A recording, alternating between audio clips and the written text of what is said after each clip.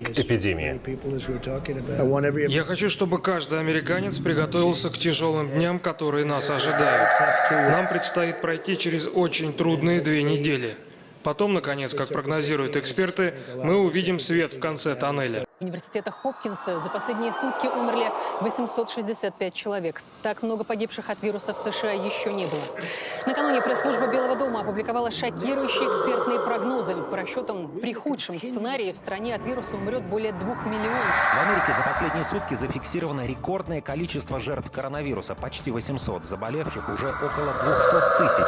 Каждый 4-й зараженный в Нью-Йорке. Городу срочно требуется 15 тысяч аппаратов искусственной вентиляции легких. Отправила Москва. С аэродрома в Подмосковье вылетел спецборд российского Минобороны с масками и медицинским оборудованием.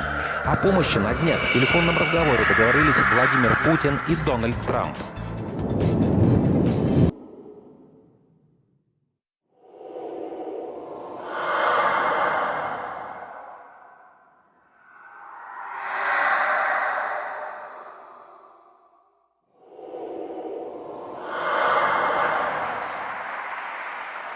К ужасу случайных свидетелей на задворках Бруклинской больницы погрузчик поднимает тела в прицеп-рефрижератор. Каталки с умершими выкатили прямо на улицу. Смерти от коронавируса в городе фиксируют каждые 8 минут. В США рекордное количество жертв коронавируса за сутки. Скончались 800 человек. На фоне эпидемии произошел рекордный обвал американских рынков.